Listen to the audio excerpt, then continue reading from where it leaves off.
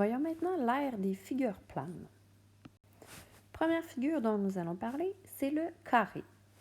Alors, pour calculer l'aire d'un carré, on doit prendre la mesure d'un côté et l'élever au carré. Par exemple, si nous avons un carré qui mesure 12 cm de côté, pour déterminer l'aire, on écrira A égale 12 au carré.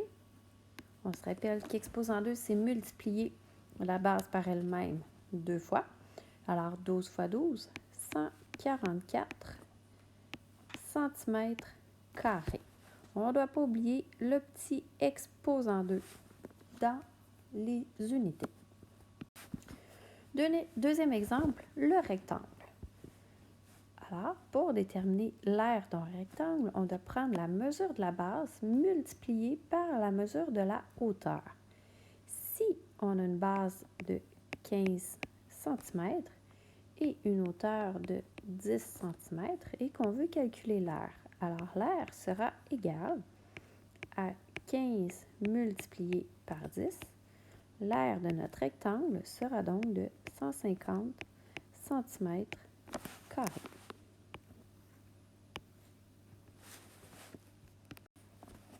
Troisième figure, le parallélogramme.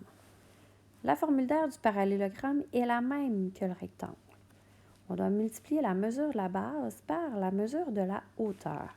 Dans un parallélogramme, on obtient la base et la hauteur se retrouve ici à 90 degrés.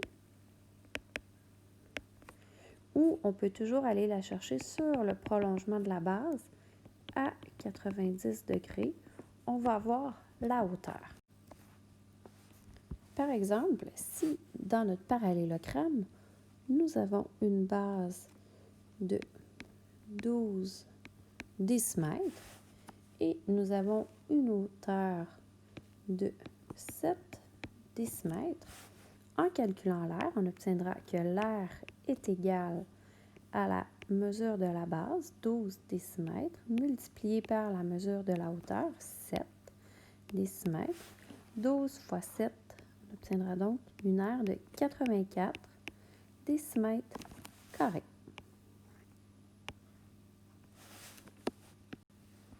Parlons maintenant du triangle. La formule d'aire du triangle est équivalente à l'aire qui est égale à la mesure de la base multipliée par la mesure de la hauteur. Ce résultat-là divisé par 2. Pourquoi on doit diviser par 2? Parce que si on complète notre triangle, on obtiendra un rectangle. Et si on remarque bien, notre triangle entre 2 fois dans notre rectangle, c'est pourquoi on doit diviser par 2. Alors ici, si on a une base de 20 décimètres et une hauteur de 12 décimètres, pour calculer l'aire, on va faire A égale 20 multiplié par 12 divisé par 2. On obtiendra donc que l'aire est égale 12 fois 20, qui nous donne 240 divisé par 2. On obtiendra une aire de 120 décimètres carrés.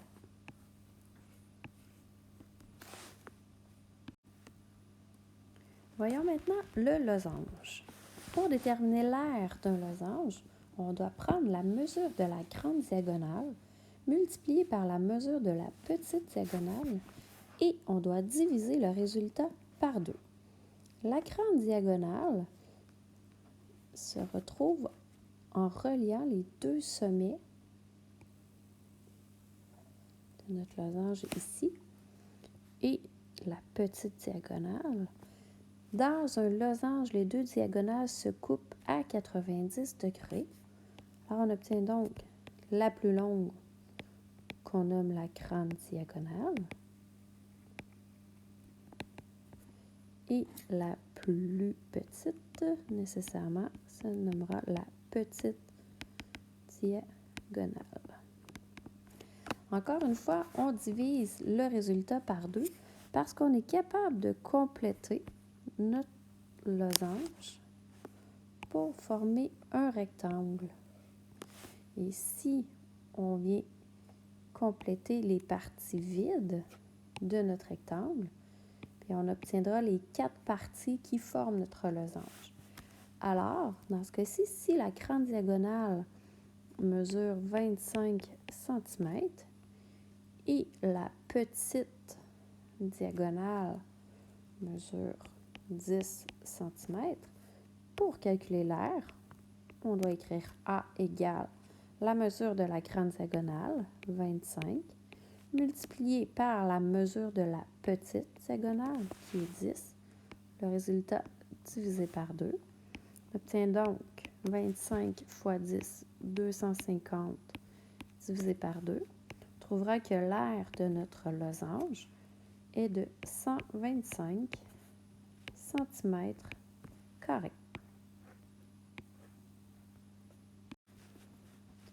Regardons maintenant le trapèze. Dans un trapèze, on retrouve une grande base, on retrouve une petite base. On se rappelle que la petite base et la grande base sont parallèles. Alors, ces deux segments ne pourront jamais se toucher. Le segment qui relie les deux bases se nomme la hauteur.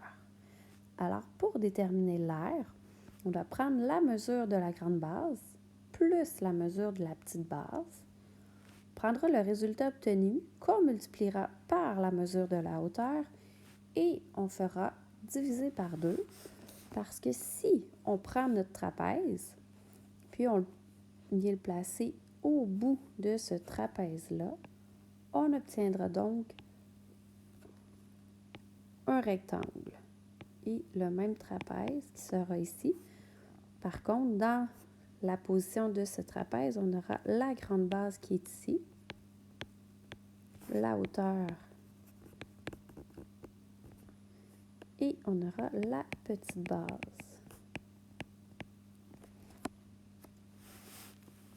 Alors, dans notre exemple, si on a une petite base qui mesure 8 cm, une grande base qui mesure 17 cm et une hauteur de 13 cm.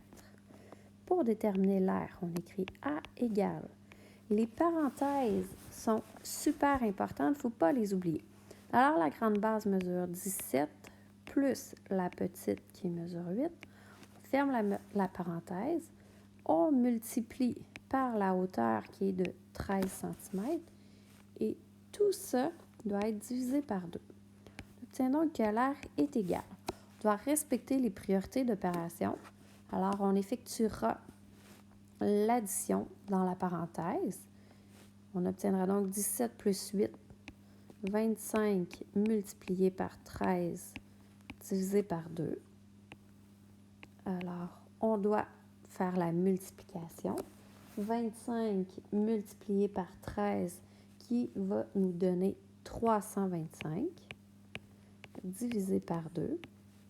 Et pour déterminer l'aire totale de notre trapèze, 325 divisé par 2, on obtiendra donc 162,5 cm² pour notre trapèze.